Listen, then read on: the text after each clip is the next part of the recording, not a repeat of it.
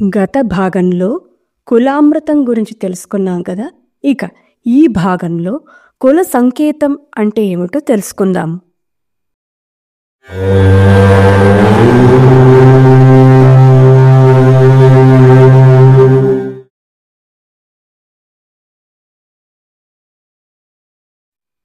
శ్రీ లలితా సహస్రనామంలోని 91వ నామమైన కుల సంకేత పాలిని అంటే అర్థం ఏమిటో చూద్దాం. కుల అంటే శాస్త్రములోని అని, సంకేత అంటే రహస్యాలను అని, పాలిని అంటే రక్షించునట్టిది అమ్మవారు అని ఈ నామానికి అర్థం కలదు. కులశాస్త్రము కులము యొక్క ఆచారాలను బయటవారికి తెలియకుండా కులంలోని వారికి అంటే ఉపాసకులకు మాత్రమే దక్కేలాగా అమ్మవారు రక్షిస్తారుట. చైతన్య స్వరూపాలైన ఉపాసనా దేవత, ఉపాసకుడు, సముదాయము అంటే పూజా సామగ్రి అన్నీ కూడా సాజాత్యములు. వీటిని బోధించు శాస్త్రమునకు కూడా కులమని పేరు కలదు. మనము గత భాగంలో కులము అంటే ఆచారము అని చెప్పుకున్నాం కదా. కల్పసూత్రాలు కుల పుస్తకానిచ గోపయేదితి అని చెప్పుచున్నాయి. ఆగమాలు కూడా దర్శనానితు సర్వాణి కులమేవ విశంతి అంటే ఆధ్యాత్మిక దర్శనములన్నీయు కులమునే చేరుతాయి అని. న కులం కులమిత్యాహు ఆచారః కులముచ్యత అంటే కులమంటే వంశం కాదు, ఆచారమే కులము అని తెలియజేస్తున్నాయి. భవిష్యోత్తర పురాణం కూడా ఆచారోపి కులం అంటే ఆచారమే కులం అని చెప్పుచున్నాయి. ఇట్టి ఆచార రహస్యాలను సాంప్రదాయ పరంపరలో ఉన్నవారికి దక్కేలాగా అజ్ఞానులకు దక్కకుండా అమ్మవారు కాపాడుతారుట.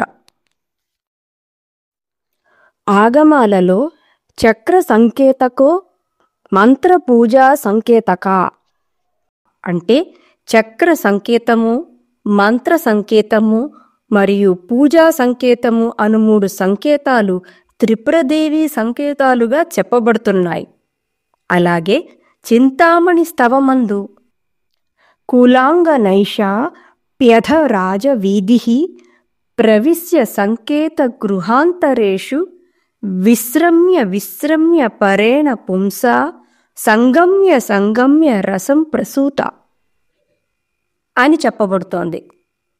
కులాంగన అయిన కుండలిని రాజవీధులలో ప్రవేశించి అంటే సుషుమ్న మార్గం ద్వారా, సంకేత గృహములో విశ్రమించి అంటే షట్చక్రాలలో విశ్రమించి, శ్రేష్ఠ పురుషుడితో సంగమించి అంటే సహస్రార చక్రంలో శివైక్యం చెంది రసోత్పత్తి చేయునట్టిది అంటే అమృత సరస్సులోకి ప్రవేశిస్తోంది అని చెప్పబడుతోంది.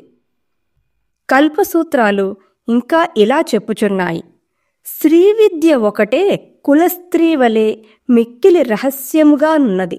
అందుచేతనే స్త్రీ విద్య కోరు వారు గురు శిష్యుల పరంపరలో ఉపదేశ మార్గము ద్వారా పొందవలను.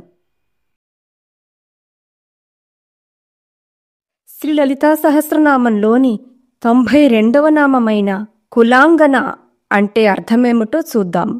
కులాంగన అంటే సద్వంశమున పుట్టిన స్త్రీ అని అర్థం.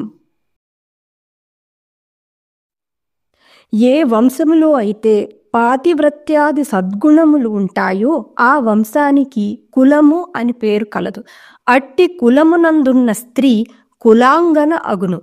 ఎలా అయితే పాతివ్రత్యము గల స్త్రీ ఎవరికీ కనపడకుండా ఉండునో అటులనే అజ్ఞానములో ఉన్న మనుషులకు స్త్రీ విద్య కనపడదు. అందుకే అమ్మవారు కులాంగన అయినారు. కులార్ణవ తంత్రం కూడా ఇలా చెప్తోంది. అన్యాస్తు సకలా విద్యాః ప్రకటా గణికా ఇవ ఇయంతు శాంభవి విద్యా గుప్తా కులవధూరివ అంటే అన్ని విద్యలు వేశ్యల వలె బహిర్గతమవును. ఒక్క శాంభవి విద్య అంటే స్త్రీ విద్య మాత్రమే కులాంగన వలె గుప్తముగా నుండును అని దీని భావము. భగవాన్ పరశురాముల వారు కూడా ఈ విషయాన్నే చెప్పి ఉన్నారు. అన్యా విద్య వేశ్య ఇవ అతి ప్రకట. అందువల్ల కులాంగన అనగా శ్రీ లలితా మహాత్రిపుర సుందరి పరమ గుహ్యమైన శ్రీవిద్య జ్ఞానస్వరూపిణి.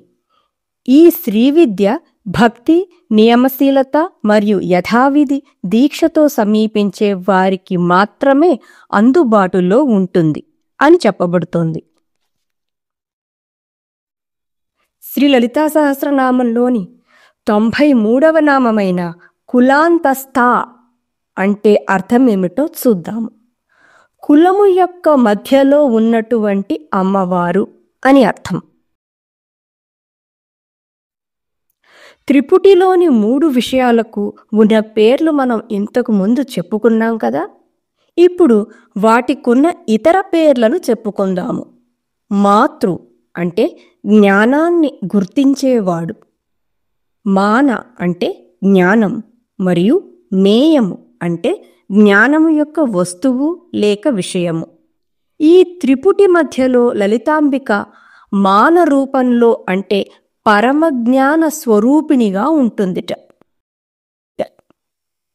కులశాస్త్రం అంటే శ్రీవిద్యా గ్రంథాలలో ఆమె స్వరూపం మరియు లక్షణాలు విస్తృతంగా వివరించబడినవి. ఈ గ్రంథాలను అధ్యయనం చేయడం ద్వారా ఆమె స్వరూపాన్ని స్పష్టంగా గ్రహించవచ్చు. భవిష్యోత్తర పురాణం ప్రకారం దేవి ప్రతి వంశంలో, ప్రతి పట్టణంలో, ప్రతి గృహంలోనూ మరియు ప్రతి అరణ్యంలోనూ పూజింపబడుతోంది.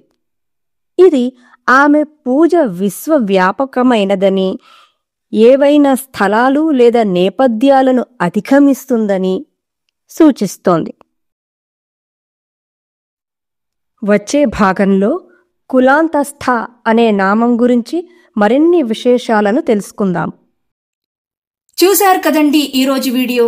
ఈ వీడియో మీద మీ అభిప్రాయాన్ని కామెంట్ల రూపంలో తెలియజేయండి. మీకు ఈ వీడియో నచ్చినట్లయితే లైక్ చేయండి. మరింత మందితో ఈ సమాచారాన్ని పంచుకోవాలనుకుంటే షేర్ చేయండి. అలాగే మొదటిసారి మా వీడియోని ఎవరైనా చూస్తున్నట్లయితే సబ్స్క్రైబ్ చేయడం మర్చిపోకండి. మళ్ళీ వచ్చే వీడియోలో కలుద్దాం. అంతవరకు మీ వద్ద సెలవు తీసుకుంటోంది మీ మానస.